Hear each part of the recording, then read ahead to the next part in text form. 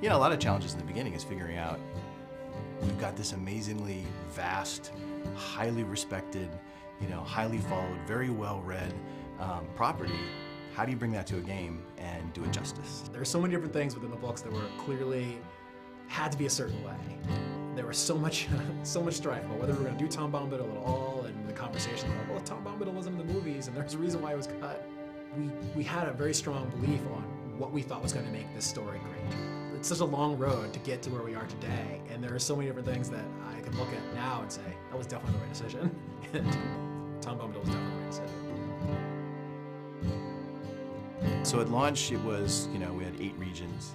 We kind of worked our way through the Shire. We ended up in Angmar. You know, it was a, we thought, huge world at the time. In fact, I think at the time it was one of the largest pieces of landscape ever released for a game. Eyes and ears and hearts and minds and everything opened up to us to see how we addressed, you know, how do you do a story in this world? You know, we can't be Frodo, right? I mean, these are the things that people thought the game was going to be, that I could be Frodo and I'm going to run through Middle-earth. You know, we had to get them to understand what our take was, that we were allowing you to tell your own story within Tolkien's story.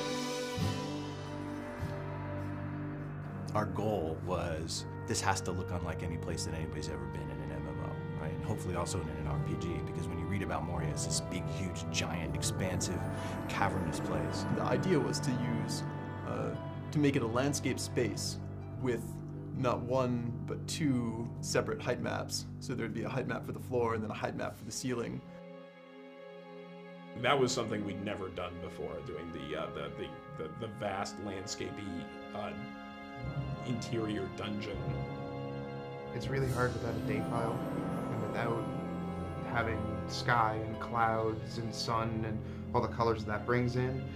And you could have 2 stretches that have the same grass pattern, the same little huts, and you swap out sunny blue sky for crazy red, green, shimmery, evil thing, and it totally changes the look and feel. Not having that in Moria, it was much more challenging, yeah.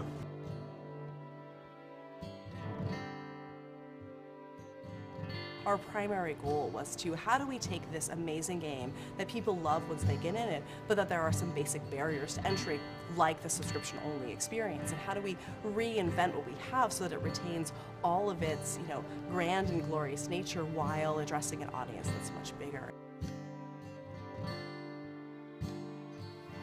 We are standing on a mound of content that is, you know, almost 10 years old, going back to when we first started early development of the Turbine. I think it's a credit to the early architects of the game that we're able to, you know, continue to add on to it and grow it and do remarkable things. Coming into Rohan, we have a totally new space. We have a totally new way of playing across it. And I think that being able to go out onto these vast plains and ride your war steed and challenge these, you know, mounted bands of marauders, I think we've come to a whole new chapter in Middle-earth. This is where the War of the Ring begins. At a high level, we're sort of, the training wheels are coming off, we're out of Eriador, we're, you know, east of the Misty Mountains, into the very epic, action-oriented portion of the fiction. And being able to tell that story is extremely exciting. Lotr has grown and gotten stronger over 5 years, which is a huge testament to this game and to this team. You know, the team has grown, the game has grown. We're not slowing down, if anything, we're speeding up. It's going to be a fantastic 2012.